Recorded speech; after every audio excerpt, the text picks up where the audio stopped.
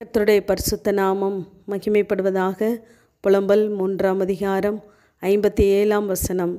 நான் உம்மை நோக்கி கூப்பிட்ட நாளிலே நீர் அணுகி பயப்படாதே என்றீர் என்று எரேமியா தன்னுடைய புலம்பல் புத்தகத்திலே தேவன் தன்னை தைரியப்படுத்தினதை எழுதுவதை நாம் கவனிக்கிறோம்.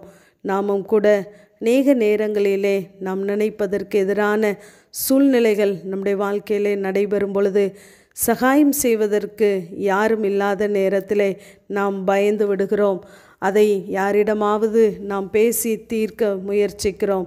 ஆனால் நம்முடைய கோபம் புலம்பலாய் மாறும் பொழுது தேவன் நம்மிடத்திலே நடப்பிக்க வேண்டிய கிரியையை நடப்பிப்பதற்கு நாமே தாமதப்படுத்துகிறதா இருக்கிறது. ஏனென்றால் மனுஷனுடைய கோபம் தேவ நீதியை நடப்பிக்க மாட்டாதென்று வேதம் சொல்லுகிறது. இப்படிப்பட்ட சூழ்நிலைகளிலே இந்த எரேமியா தீர்க்கதரிசி தான் பயந்து போனாலும் கர்த்தரை பார்த்து தான் புலம்புகிறார். அந்த நேரத்திலே சொல்லுகிறார். அந்த அத்தியாயத்தை நாம் தொடர்ந்து கவனிப்போமானால், கர்த்தர் பரலோகத்திலிருந்து என்னை நோக்கி பார்க்கும் மட்டும் என் கண் இடைவிடாமல் ஓய்வின்றி சொரிகிறது என்று சொல்லுகிறார். என் ஆத்துமாவிலே நோவு உண்டாகிறது என்கிறார். தண்ணீர் என் தலையின் மேலே புரண்டது, நான் நாசமானேன் என்று சொல்கிறார். என் பெருமூச்சின் சத்தத்திற்கு நீர் செவிகொடும் என்றெல்லாம் சொல்லி தன்னுடைய சூழ்நிலைகள் மிகவும் மோசமான இருந்தாலும் கூட நான் உம்மை நோக்கி கூப்பிட்ட நாளிலே நீர் என்னிடத்திலே வந்து என்னை பயப்படாதே என்று சொன்னீர்.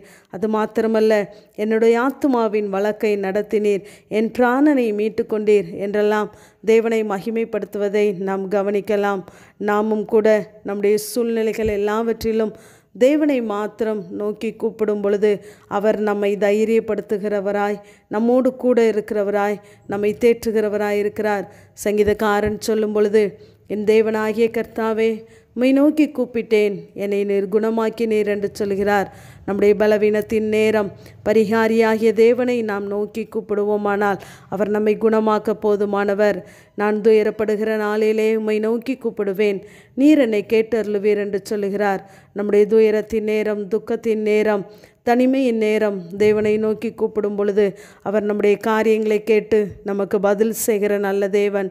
சங்கீதம் 138:3 நான் கூப்பிட்ட நாளிலே எனக்கு மறு உத்தரவருளி என் ஆத்துமாவிலே பலன் தந்து என்னை தைரியப்படுத்தினீர் என்று சங்கீதக்காரன் சொல்வதை நாம் கவனிக்கலாம். நாம் கூப்பிடுகிற நேரத்திலே மறு உத்தரவு தருகிற நல்ல தேவன் நமக்குண்டு. அவர் மறு உத்தரவு கொடுத்தாலே போதுமானது. நம் ஆத்துமாவிலே மிகுந்த பலனுக்கு ஏதுவான தைரியம் வந்துவிடும். நம்முடைய இக்கட்டான சூழ்நிலைகளிலே நாம் தேவனை தேடுவதை விட்டுவிட்டு மனுஷனை நாடி போவோமானால் நமக்கு ஐயோ. நீதிமொழிகள் 29:26 ஆளுகை செய்கிறவனுடைய முகதரிசனத்தை தேடுகிறவர்கள் அநேகர், ஆனாலும் அவனவனுடைய நியாயம் கர்த்தராலே தீரும் என்று சொல்லி பார்க்கிறோம்.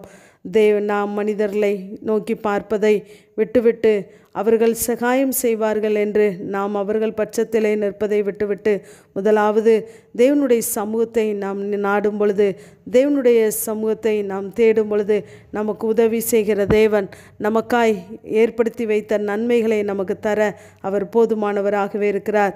நாம் கூப்பிடும்போதெல்லாம் நமக்கு சமீபமாக இருக்கிற தேவன், செவி கொடுக்கிற தேவன், சமயத்திற்கேற்ற நல்ல சகாயர் நம்மோடு கூட இருக்கிறார். மத்தேயு 8ஆம் அதிகாரத்திலே இயேசுவின் பின்னாலே திரளான ஜனங்கள் பின் செல்கிறார்கள். அப்பொழுது ஒரு குஷ்டரோகி ஒருவன் தனித்தவனாய் தேவனிடத்திலே போய், உமக்கு சித்தமானால் என்னை சுத்தமாக்க உம்மால் ஆகும் என்று தன்னுடைய விசுவாசத்தை அறிக்கையிடுகிறான். இதை கேட்ட தேவன் அவனை தொட்டு, எனக்கு சித்தம் உண்டு, சுத்தமாகு என்றார். உடனே குஷ்டரோகம் நீங்கி அவன் சுத்தமானான் என்று சொல்லி பார்க்கிறோம். அநேகரை வார்த்தையினாலே சுகப்படுத்தின தேவன் இவனை தொட்டு சுகமாக்கினார் என்று சொல்லி பார்க்கிறோம். ஏனென்றால் அவனுக்கு சர்வாங்க சுகத்தை கொடுப்பதோடு மாத்திரமல்ல, அவனுக்கு ஒரு ஆதரவு தேவைப்பட்டது. ஆகவே தேவன் தொட்டு சுகமாக்கினார். ஆகவே தம்மை நோக்கி கூப்பிடுகிற ஒவ்வொருவருடைய வாழ்க்கையிலும் தேவன் நல்லவராகவே இருக்கிறார். ஆமேன். ஜெபம். பிதாவாகிய தேவனே, குமாரனாகிய இயேசு கிறிஸ்துவின் நாமத்தின் மூலமாய் உம்முடைய சன்னிதானத்திலே வருகிறேன்.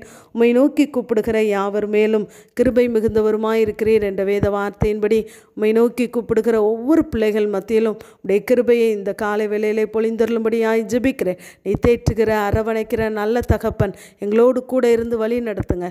தாழ்த்துகிறோம், மகிமைப்படும். இயேசுவின் மூலம் ஜெபங்கேலும் எங்கள் நல்ல பிதாவே. ஆமேன்.